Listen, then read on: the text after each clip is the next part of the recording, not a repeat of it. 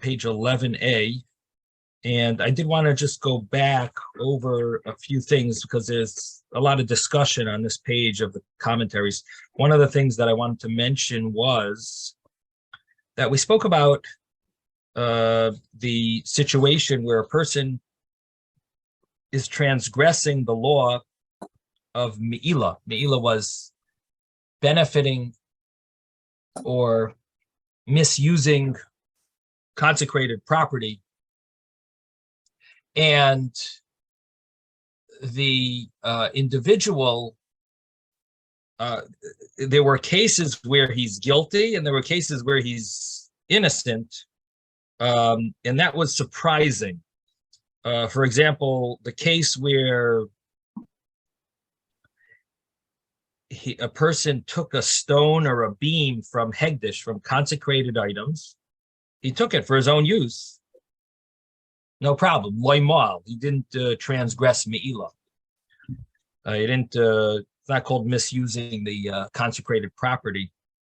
But the case where he gives it to his friend, then it was all of a sudden a problem. They transgressed Me'ilah. And the Gemara couldn't understand the difference. Said that's like Harad and Tuli and Basira. That's like these mountains hanging on a hair. Like what? Why should that be? That there should. Where do we find such a difference? If you're using it for yourself, you've benefited from the, you're taking it to your possession. You're benefiting from it. Why do you have to give it to your friend to use? If you take it for yourself, you're also taking it into your possession. So Gemara's answer was that we're talking about a gizbar. We're talking about a treasurer. So the way we learned it was the treasurer, whatever he does with it, he's basically an extension of the Hegdish. He's an extension of the concept of the temple. So if he does something with it, it's not like he took it out of the possession of the temple because he works for them. However, if he gives it to someone, then he's taking it out of their possession. So the understanding that we were the understanding that we were relying on, in other words, the logic of what we were saying was basically it all depends on what you're doing. Are you taking it out of a possession of the temple or not? In other words, that's what it boils down to. If you take something out of the temple possession, you will be transgressing the law of Me'ilah.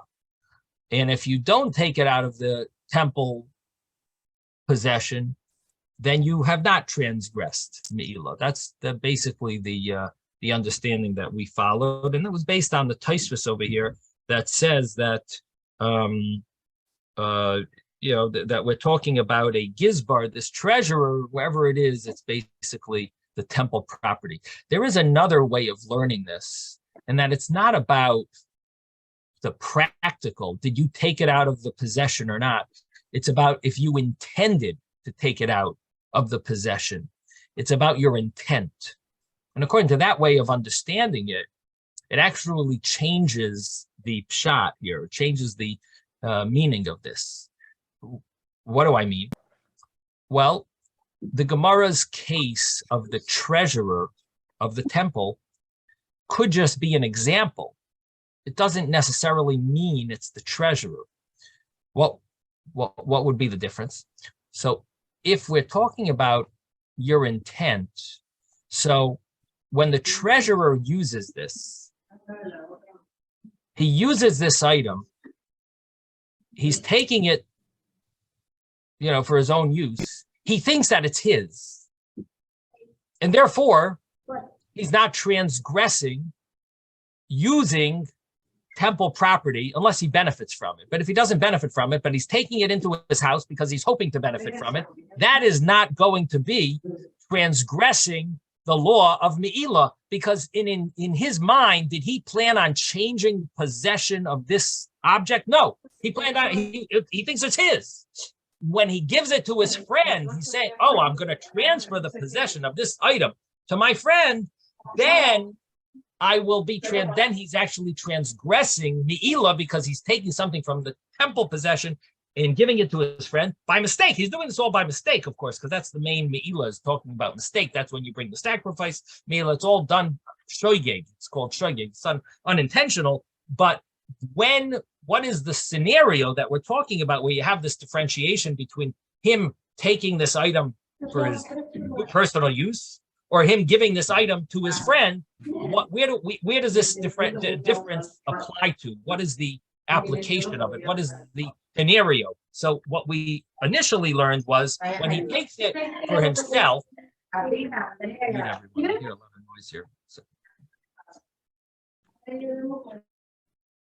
So the initial way we learned was when he takes it for himself. So he's not he's not changing its possession because he is wherever he goes, it's really it never leaves the temple possession because he works for the temple.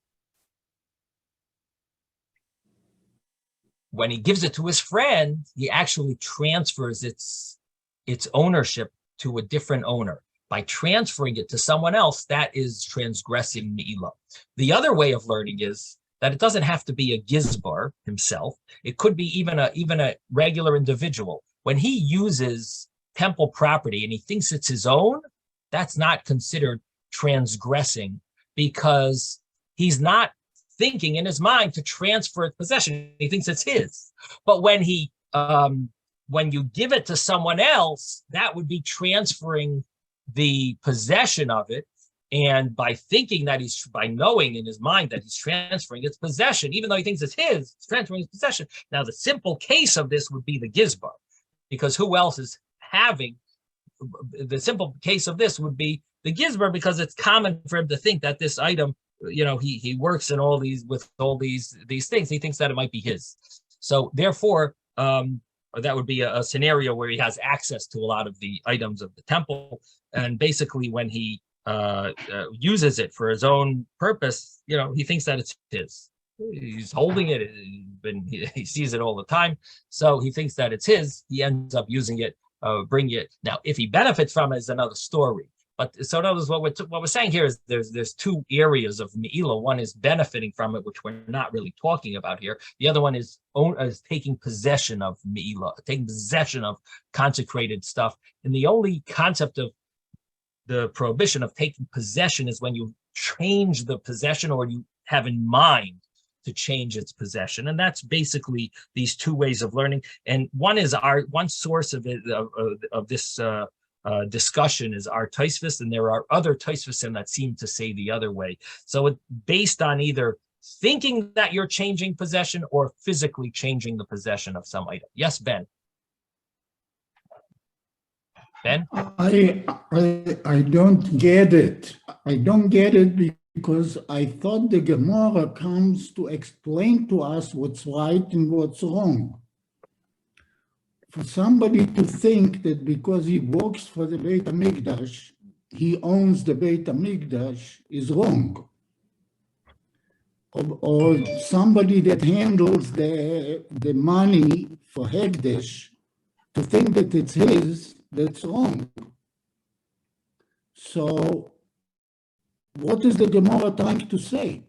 They are the ones that are supposed to say what's right or what's wrong. Yeah, we're not really dealing with what's right or wrong as much as we're dealing with, does it fall into the category of Me'ilah bringing the sacrifice? So obviously no one wants to use temple property and so on. Of course, that's wrong. Yeah, but for somebody to think that somebody... People make mistakes. So the question would be, when does that mistake, when does it fall into the category of Me'ilah? When does it constitute a transgression of Me'ilah? Then I have an example for you. Yeah. Suppose you decide at some point in time that you're going to take something that you own and say, I now consecrate it to the Beit HaMikdash. It's still in your possession. And as long as it stays in your possession and you don't do anything with it other than I'm going to bring it to the Beit HaMikdash. You haven't, what the rabbi is basically saying is that you haven't transgressed Meila yet. If, however, you change and give it to somebody else for use, or if you in turn decide to use it yourself, you've changed the character of this particular item. And at the time that you change the character of this particular item, that's when you transgress Meila. Can I Okay. add to the conversation? Just one second. So let me just, All let's right. just, so Ezra, so are you asking a question and you're saying a statement? No, I'm trying to help Ben understand this idea of Meila when you're saying that an individual thinks that it's his. But I thought it said that he could use it on his roof, and it's still not Meila.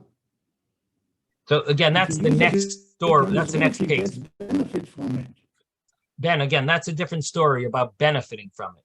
Here we're dealing without benefiting from it, but taking it as if it's yours.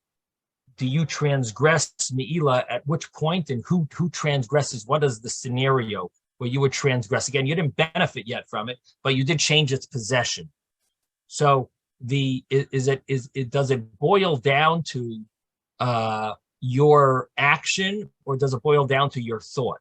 That's really what the discussion of these different Taisvasin is. And of course, if we had the time and we had the patience, I would go through the different Taisvasin inside, and we could actually see their different opinions. But the point that I'm just bringing out is that it ends up changing the meaning of our Gemara depending on how you learn it, because the case of Gizbar, which if you learn it that it goes by you're physically changing the possession, so the Gizbar would be in this unique situation because he works for the temple. So wherever he is, he's considered, his actions are considered the actions of the temple. So he never really takes it out of their possession.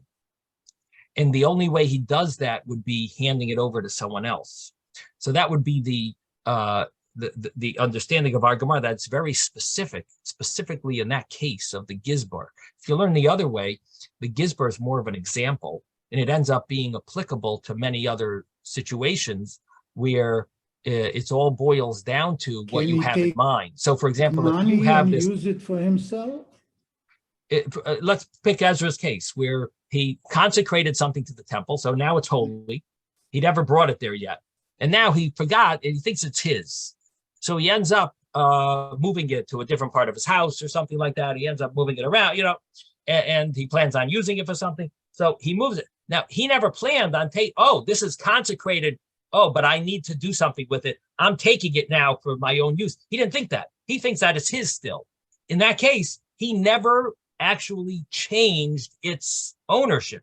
He never had in mind to make a change of ownership on it. Because he didn't have in mind to make a change of ownership on it, he has not yet transgressed Meila. When he puts it on his roof and he benefits from it or something like that, he goes, sits under it and it's raining and he's benefiting, that's another story. But until that point, he thinks that it's his. He never really changed ownership, didn't have in mind to change ownership. So he has not transgressed Meila. So it would apply not only to a Gizbar, but it would apply to other people. But if you learn the first way, other donors, not him. Right. I mean, that's my concern within the conversation is if I have an intent to give something to the Bet HaMidrash and it's the agency of the treasurer on behalf of you who've made the donation, and then he decides it's his, or he changes it either through his own actions or through somebody else, then so what is his role and what does it define? That he can do whatever he wants relative to once it's in his possession, and he betrays the previous person who consecrated it, they gave it to him for specific activity relative to the Bet HaMidrash. That's my understanding. If it's the same. Right, so that's a little, in other words, Robert is asking really a strong question. It ends up happening that there's like no punishment for such a guy. And we, the donors, don't like that type of situation because that guy is just enjoying the temple stuff that we worked hard for. Yeah, And it's we like a lot of donated it's like a lot of politicians we know, right? So the answer is that it's not like he's getting away scot-free. Why? Because what is his real goal? The goal is he wants to benefit from it. So in the end, when he benefits from it, he'll be transgressing this. He'll end up getting hit up with the penalty anyway, because he's going to ultimately benefit from it.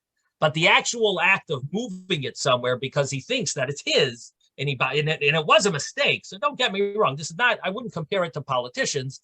He made a mistake. This is a mistake situation. He is going to get penalized because he's going to end up benefiting from it. But until he benefits from it, did he transgress yet? And it'll be dependent on these two situations. On the one hand, he's changed its ownership because he took it from the consecrated to use for himself.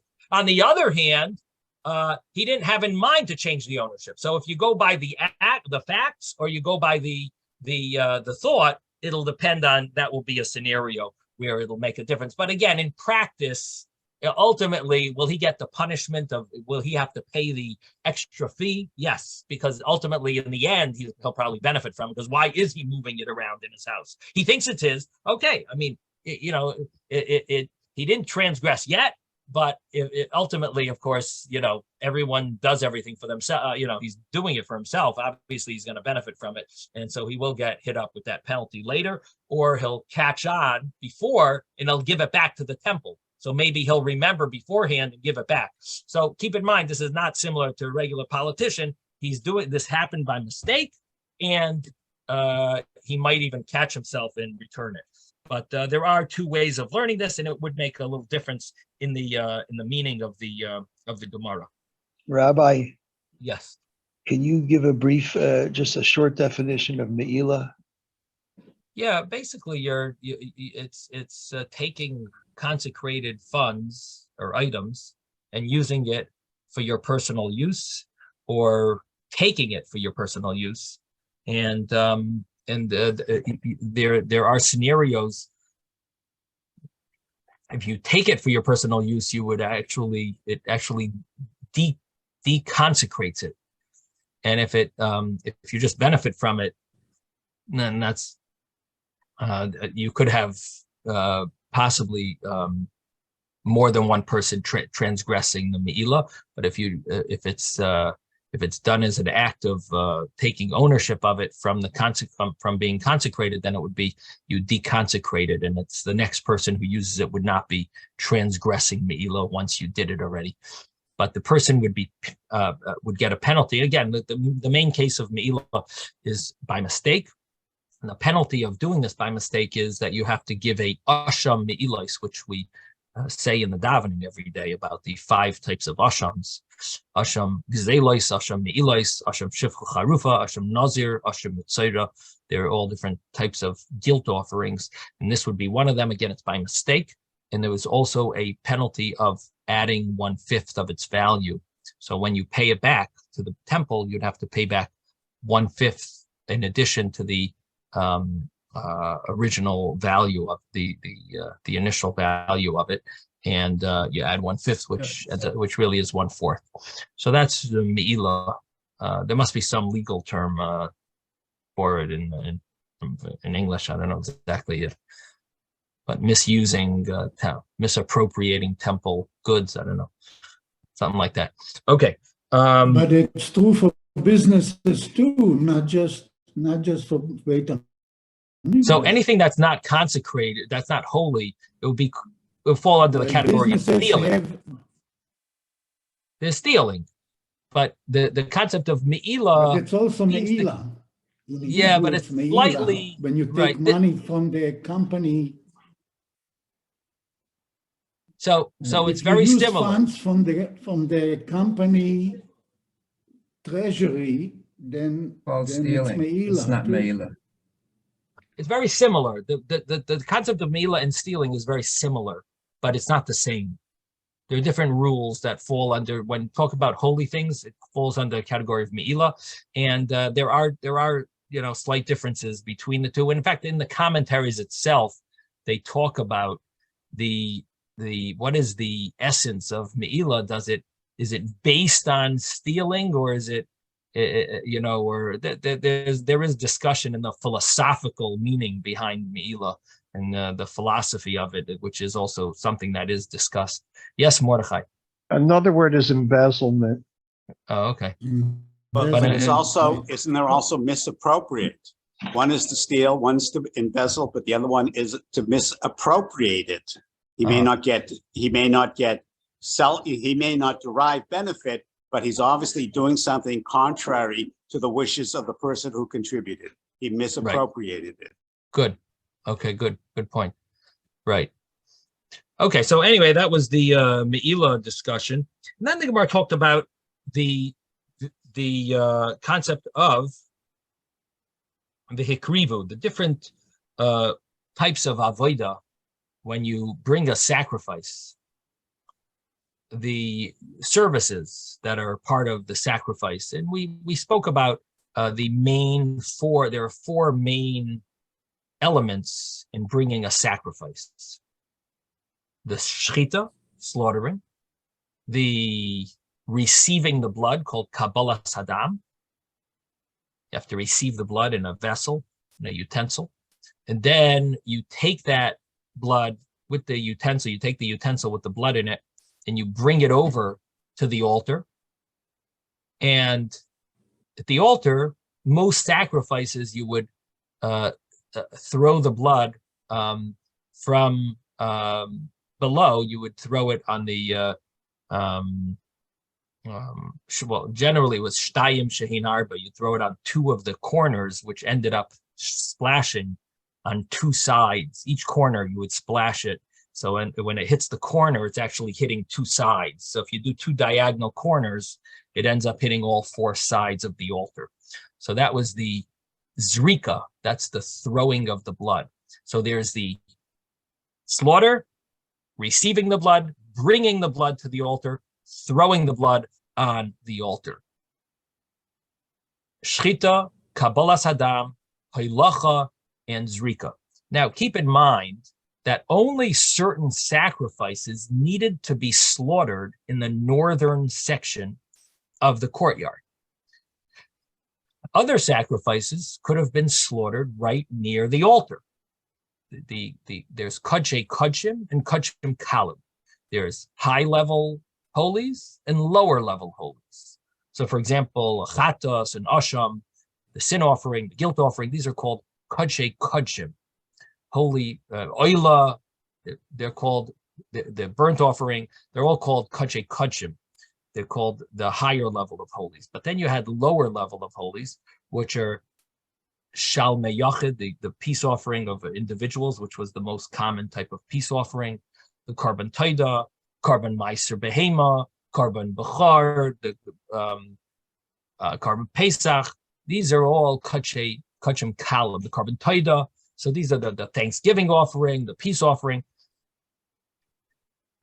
Besides for the peace offering of Shavuos, which was a kodshei kodshim, which was considered holy of holies. But generally, we think of shlamim as kodshim kalim because that's the vast majority of them are all lower level. Kodshei kodshim means holy of holies. Kodshim kalim means light holies.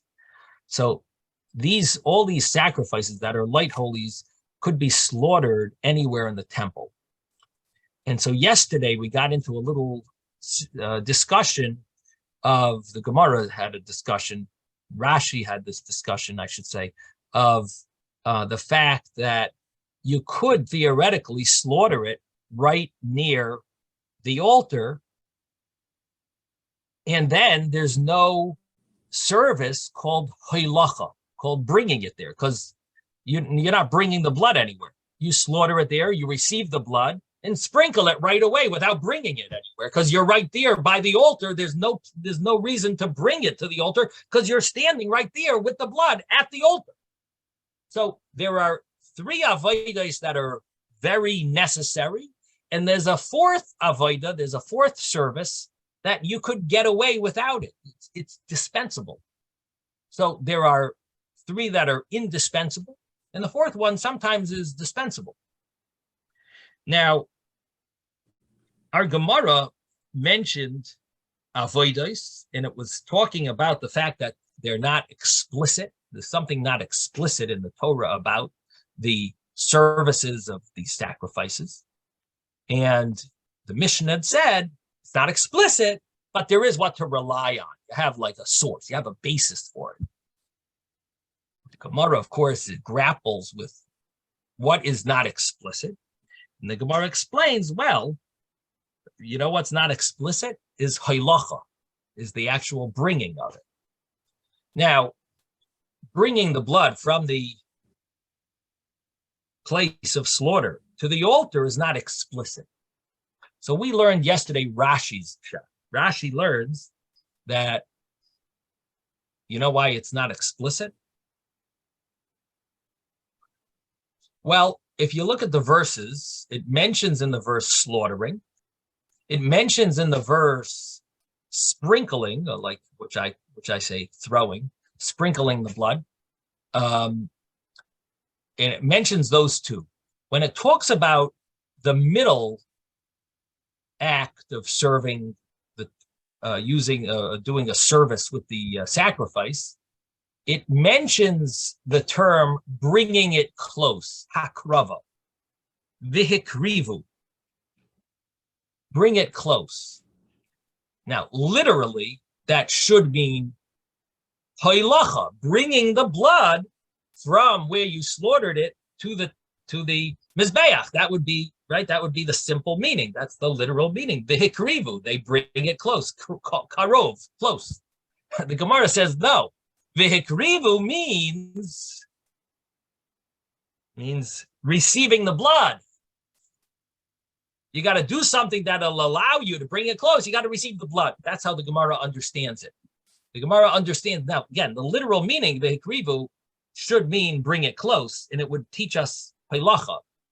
Now, why does the Gemara say no? It doesn't mean that. It means receiving the blood. Why does the Gemara say that? So Rashi says, well, it says slaughter the animal, and then it says bring it close. It must mean receive the blood, because you can't bring the blood close without receiving it. So even though it says bring it close, it means do something that will allow you to bring it close. It means receive the blood. And it has to mean that because it didn't tell you to receive the blood, and you won't be able to bring it close unless you receive the blood. So it must mean receiving the blood. So the Gemara understands the word vahikrivu to mean kabbalas hadam. But the fact that the Torah says receive the blood, and it uses a word bring close, the Gemara says it must teach us that there's also a concept of bringing close. And because it uses it in that term of halacha, and we find other cases in the Torah where it says about the certain parts of the animal that were brought to the altar, that uses the same word vihikriv, and it means to bring it close, bring the avarim, the limbs, onto the altar. And so the word vihikriv definitely should mean bring close. So the Gemara says that it teaches us that halacha is basically one of the four avodas. So you might have thought that it's not one of the avodas. You might have thought that halacha is not really one of the four categories of type of service that you do with the sacrifice. And it's not written explicitly, because we're translating the word that would make it written explicitly. We're translating that word differently to mean receiving the blood. And therefore, the fact that it says it, however, the fact that it says it in that terminology, the Gemara says that teaches us that it, so we learn like some type of a hint there that it's, that it tells us you also have to do the halacha, that the halacha is important. And you don't always need to do the halacha, true.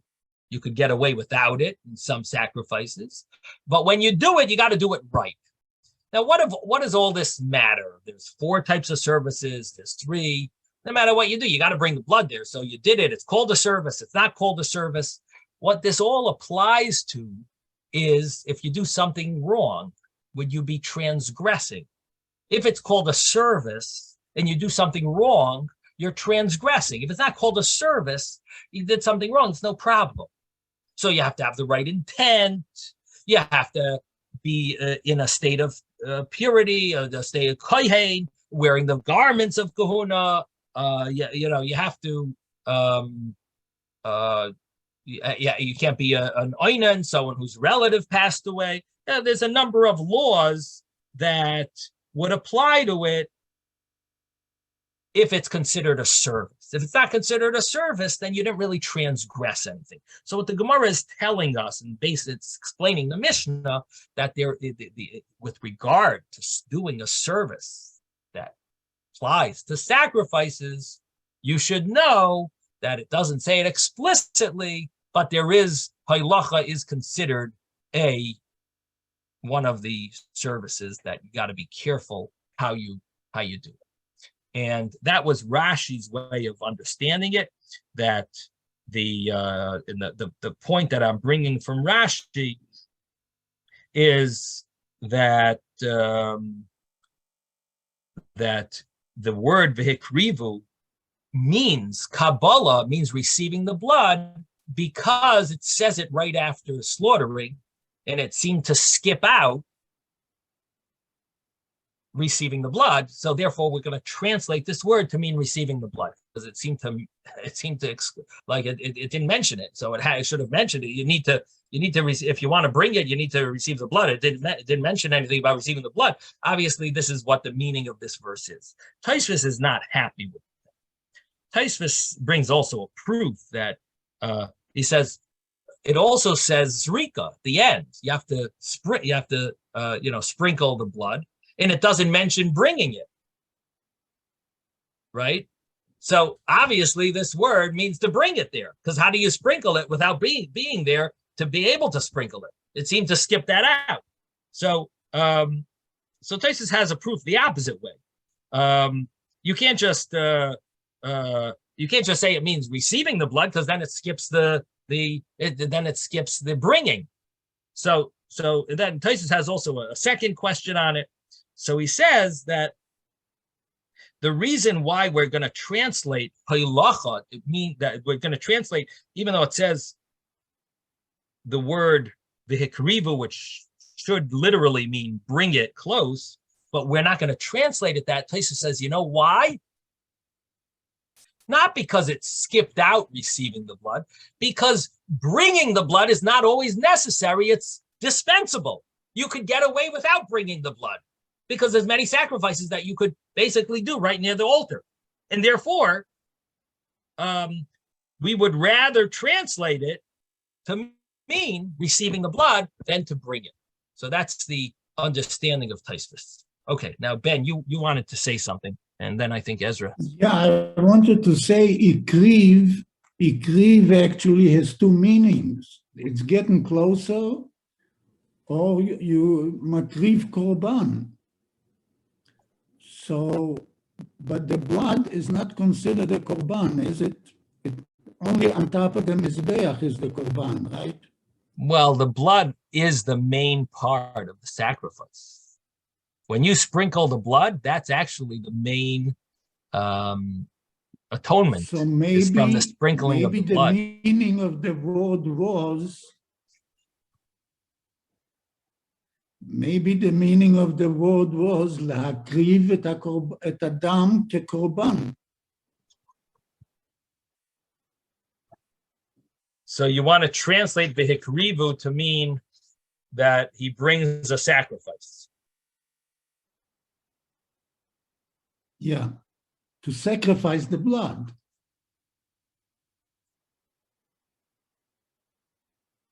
So it is interesting. The Gemara in Zvachim does say that what does v'hikrivu mean? It means receiving the blood, but maybe it means zrika. Maybe it means sprinkling the blood.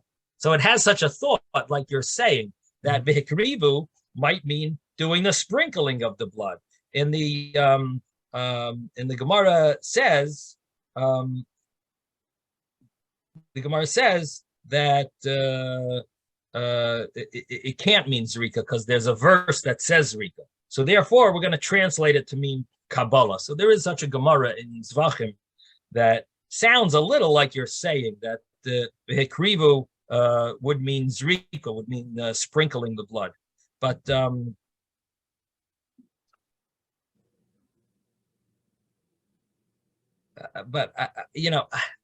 I think the meaning of the Hekriva, when even in the way you're saying it, it still means bringing close. It means you're sacrificing, you're bringing the sacrifice close would mean sprinkling the blood. That's sacrificing, that's bringing the blood close. The Hekrivu. You're bringing the blood close, which basically means sprinkling it. Yeah, in other words, so you're sort of taking it a little out of it. Bring it close and If you want to sprinkle translate it and say it's not the literal, you're sort of like saying there's another meaning to it, as if it's not the literal words, but it is. It's still the literal meaning of it, because if hikrivu means to bring it close. If you're bringing the blood close, you're sort of like sprinkling it. So I think that's what the Gemara really means. Not exactly like you're saying. Like the hikrivu just means bring a sacrifice. It means bring close. It means bring the sacrifice close. So anyway, it doesn't seem to be the perfect. The main point is that our Gemara says that that vehikrivu means receiving the blood, and it means receiving the blood, which is not the literal meaning of vehikrivu. I don't think it means the literal meaning. I think you have to add the concept of you're doing something to be able to bring it close. You receive the blood so that you could bring it close. Right. That's the way I understood it, at least when I learned it. But it's an interesting thought that you're saying maybe it means bring the sacrifice. It's still, even if you say it means bring the sacrifice, I don't know if it would mean receive the blood. In other words, I don't know if your point is that you want to say the hikrivu could mean bring a sacrifice, but it still doesn't fit with receiving. No, I'm saying they're saying sacrifice the blood. Yeah, sacrifice the blood. But that's not what we're saying. That's not what the Gemara is saying. Sacrifice the blood. Yeah, but the Gemara is not saying that. The Gemara is saying receive it. Yeah, the Gemara is saying that it means to receive the blood. So it's not the literal meaning of the word. But anyway, good thought. Because the Gemara in Zvachim does sort of like say like you're saying. It means bring the blood close, which basically, as you're saying, means like sacrifice the blood. Yes, Ezra. Yeah,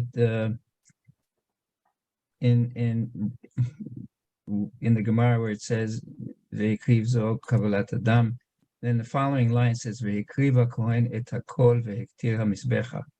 I think that the word hakol includes the blood and the sacrifice itself, because if you take out the word hakol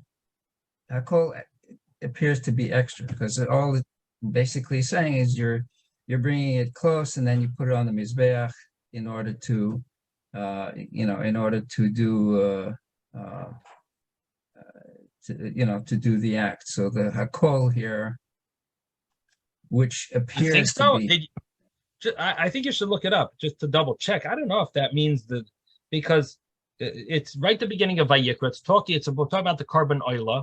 Let's just take a look in the Pesukim. I don't know if that's if you want to include the blood in that. I'm not sure, but why does it say hakol?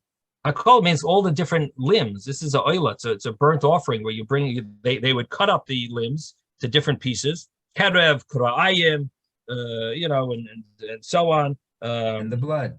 I don't think so. Let's take a look. 1 second. Just pull it. I don't have a chumash because I'm not in my main room here. 1 second. Let me see if I can pull it up here. Vayikra Aleph. Okay.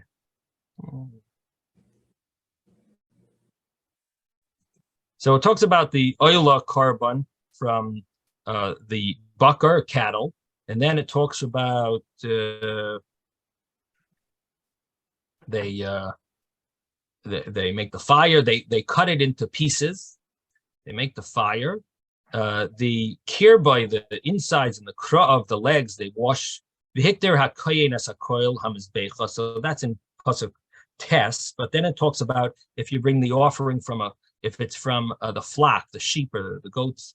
Okay, and then it says you cut it into pieces, the head, the fats, and he sets it on the wood, which is on the fire, which is on the mizbeach, on the altar, and the kerev, the innards and the kra'ayim, the legs, shall be washed with water.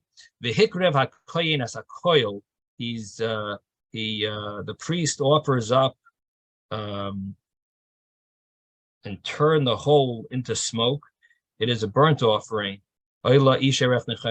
So it doesn't really talk about the blood here, except in the pasuk earlier, it already said that they threw the blood. In pasuk Yud Aleph, it said,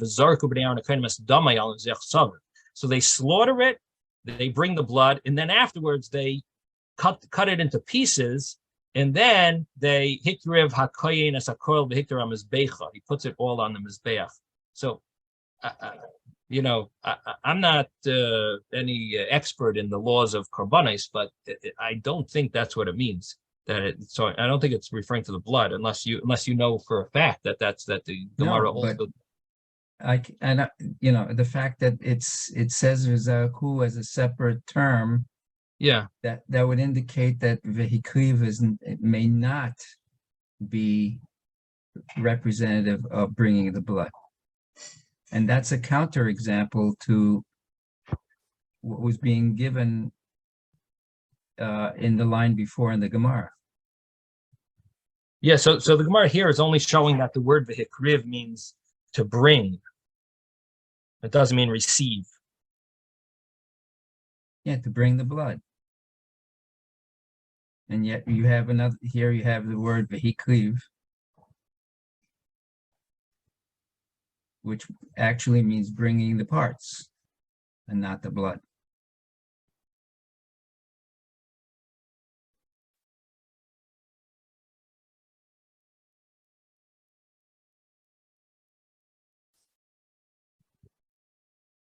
Just 1 second.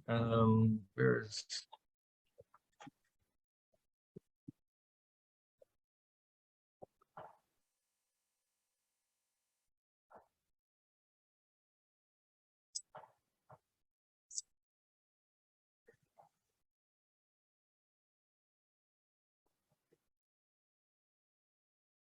which is what Mara is saying. Mara is saying that vehikriv means to bring the parts.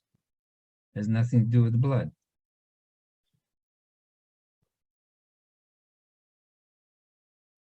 I mean, he's offering this as a counterexample to the fact that we're using vehikrivo to mean to bring the blood.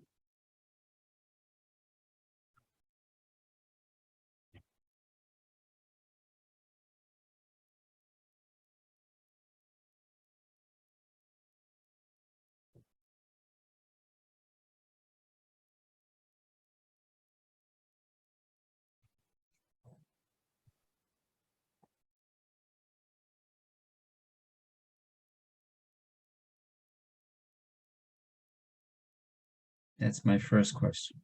So I'm looking at it again, and I don't really see. I feel terrible asking you to explain your question, but my understanding of the Gemara is that the Gemara brings this pasuk to show that the word vehikriv literally means to bring the parts of something close.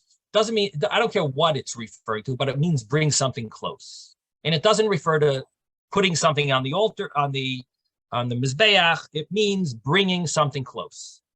That's what it means. Well, and if it means bringing something close, we could use that same word in our pasuk, in our what the pasuk that we're talking about, that vehikrivu means bringing something close, which should mean the blood, bringing the blood close. So that pasuk is not talking about blood, but it's talking about limbs and certain parts or whatever, the legs and the innards.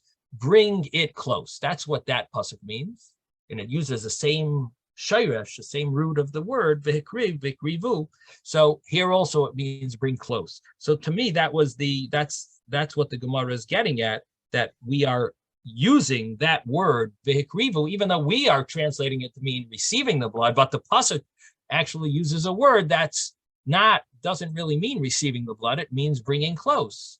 So therefore, the Gemara has the license to say, well, there must be some teaching based on the fact that it's using a word out of context. It's using a word not in its normal meaning, where it must be teaching us something. The fact that it says this word.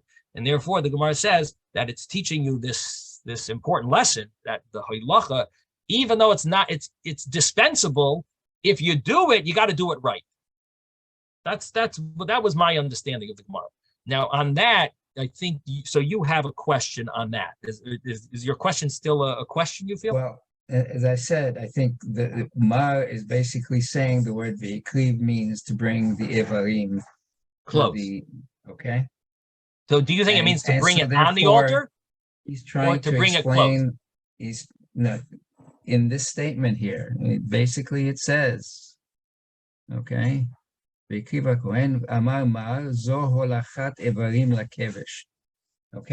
and so he is saying that Ikrivu is actually talking about bringing the pieces, not the blood. Oh, so you think that's the question? That it's arguing and saying, you're telling me that he's arguing on the fact that Ikrivu from the previous part is being translated as bringing the blood. He's saying it's no. wrong. He's saying it's not. That's number one. And it really means the limbs. In other words, go back to the earlier verse and say it doesn't mean the blood, it means the limbs. Right.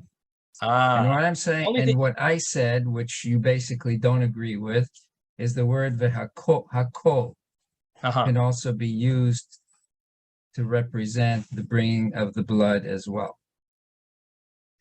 Otherwise, how does it make sense in the next pasuk in the reading itself? It says v'zaraku, So how did you get to v'zaraku if you didn't bring the blood? So it has to be the word hakol means not only the ivarim, but you also have to bring the blood as well. So this pasuk mentions the hakoil, and it doesn't say anything about v'zarku. But that's the next line that's the next line in the parsha that you read. No, it was earlier. Again, there's pasuk Yud Aleph and pasuk Yud Gimel. Verse 11 talked about throwing the blood, sprinkling the blood. Pasuk Yud Gimel, verse 13, later on, talks about bringing these limbs or parts of the animal. And so it already talked about the blood. So the simple understanding, and I think Rashi seems to say, like I'm saying, Rashi says, the ilu haktara, if it would mean to put it on the altar, it says it right after that you're makdir hamizbecha. So when it says v'hikriv, it doesn't mean throwing it on the altar, it means bringing close. So the Gemara seems to say that, there's two options when it says v'hikriv.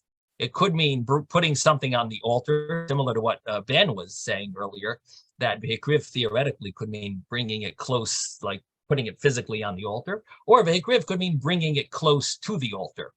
It's called halacha. So the Gemara here says that v'hikrivu should also mean bringing it close, just like it means there. And it can't mean they're putting it on the altar because it says right afterwards v'hiktir. So it must mean bringing close. There must be this avoida of bringing something close from the where you receive it or from where it's cut up. You bring it close. So same thing would be the blood. Where you receive it, you bring it close now to the altar, and it should mean it would mean bringing it close, and therefore we're surprised that the pasuk uses this terminology when it talks about receiving the blood.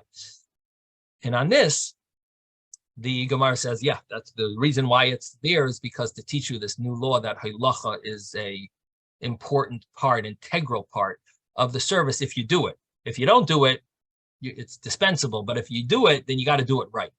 It's important. It's significant. If you do it, it is called an avodah. So that again, so I think it fits with what Rashi says, the way Rashi understands it, and the way you're saying it. No, I'm getting problem. the order wrong. That's why. What is that? I'm getting the order wrong. Oh, okay, fine. Blood is sprinkled first before they bring the. Yeah. If you look at the psukim there, I think it makes it more clear. Okay. Anyway, good thought, good question, because you could maybe misconstrue this, to think that the question is a little differently, but that's the understanding of the at least the way Rashi is translating it. Seems like it fits pretty Rabbi. clearly. Moshe, Rabbi. did you have a question? Yes. Aside from the dam and the parts that are brought to the altar, what about the hide of the behemoth? Was that removed before the hide? Yeah, so the hide was removed in the carbon oila. It was actually the only part that's not burned. Believe it or not, it's actually given to the kohanim. They would get the hide. The rest of it was totally burned. Now the other sacrifices, there were only some parts that were burned, but the carbon oil, you would think the whole thing is burned, and the answer is no. Actually, the hide was the part that's not burned. Okay, so then the Gemara talked about the mikvah and the measurement of the mikvah, and it mentioned that the measurement of a mikvah was based on. It doesn't say it clearly, but it's based on the fact that it says the word kol basara. Because it says the word kol basara, it means you have to put your entire body. It needs to be enough water to cover your entire body. Kol basara. Now, how much is that? So the Gemara has a calculation that it's 3 amas, 3 cubits high, and an amma by an amma width and length. An amma is a cubit, or somewhere between 18 inches, 19 inches, and 24 inches, somewhere in that ballpark. The different opinions exactly how much it is, but that is the measurement of a mikvah. And yesterday we spoke a little about the fact that our mikvahs have two shells, two boirais, 2 cisterns, and we dunk in either the upper or the side one, but the main rainwater is in the other one, and we try to keep that rainwater always there. They change the other water, but the rainwater part is always supposed to be there. Now, there is a big issue that I should mention that comes up, and that is that we always are concerned if you have 2 bodies of water, 2 cisterns, and they're either next to each other or on top of each other, and there's a hole in between the 2. So it's attached, which means that even if you dunk in the non-rainwater part, it is considered a kosher mikvah. And that's what all mikvahs now, almost 99% of the mikvahs now rely on that, which is the fact that you're dunking in non-rainwater, but it's attached to the rainwater. The problem is that who says that the rainwater doesn't mix with the other water? And what ends up happening is, so you fill up one cistern of water, you make a hole, there's a hole between that cistern and the next cistern, and you dunk in this other cistern, and you're calling it a mikvah because it's attached to the rainwater. Yeah, that works. But what about 6 months down the line, when every 3 days you switch the non-rainwater cistern, you empty it out and fill it up again? Okay, you fill it up again, but who says that the rainwater, because of the hole, is not like mixing a little every so often? 6 months down the road, you lost a little of the rainwater. Then 12 months, you lost a little more of the rainwater. And then 12 years, you might have lost all the rainwater. So the scholars tried to figure out ways of not having to worry about this. It's called notal sov and nosan sov. So it's an issue of mikvos that the rabbis have tried to figure out a way around, where you won't end up emptying out the rainwater.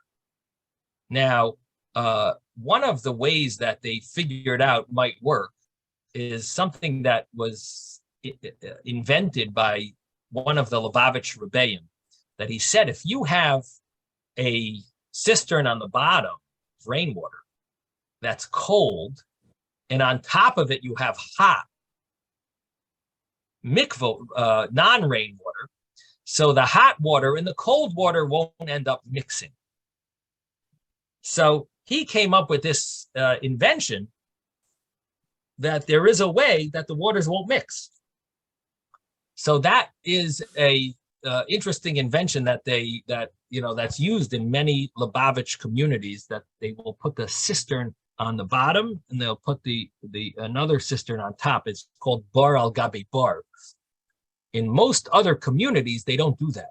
They put a bar on the side of the bar. They put a bar. They put a cistern next to the other cistern, and ultimately, obviously, a way around this whole problem is if you can get new rainwater every so often, and you fill it up with new rainwater. That obviously is an option. But certain cities, they don't have a lot of rainwater, and they have a big problem. There is another way around the rainwater issue, is they sometimes can take snow. And if you take that snow, would be able to be considered, it's considered like kosher for a mikvah, and they bring it when it's still snow. In other words, as long as it's not, didn't turn yet into water, and if it's still snow, they're able to take it, and it doesn't have the problem of mayim shu'uvin, water that's drawn. And that would be something that sometimes could be done in certain areas where they don't have rain, but they have in the winter, they have snow, and they could use the snow and then let it melt. And once it's already in the mikvah, it's not considered that it was drawn, or they have a way around it,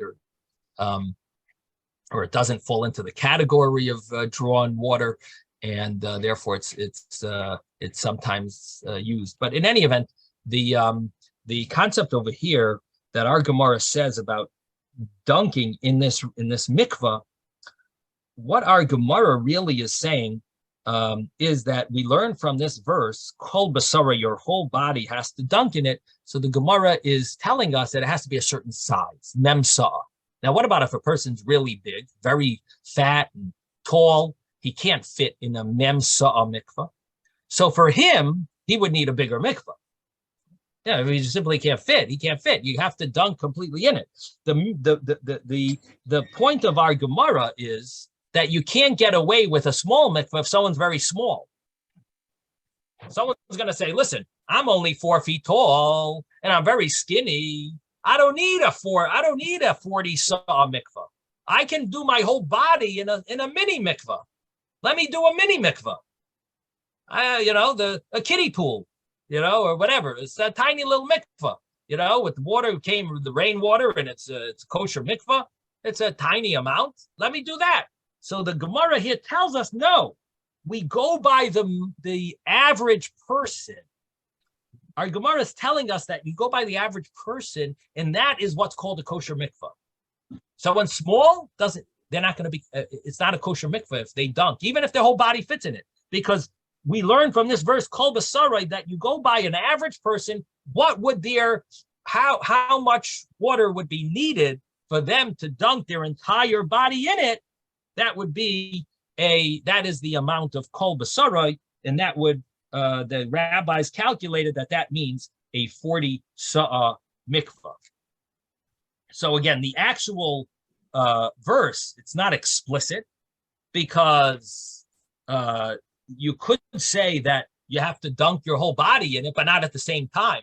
Or it could mean that you have to, a small person could dunk their whole body in a smaller amount. You might, and here the Gemara says, no, that we have a special teaching from this verse that we learn something that it doesn't say explicitly, that you need to have a mikvah that an average person can fit inside it. So if someone claims they're smaller, this is, even though it doesn't say it clearly in the Torah, but this is one of those teachings that it's not explicit, but it's hinted to. It has a basis that you go by the average person, at least as a minimal shear. Now, if someone's big and they can't fit, they can't dunk in it, they would need a bigger one. But minimally, you need to have 40 so. Okay, I'm sorry for taking up extra time.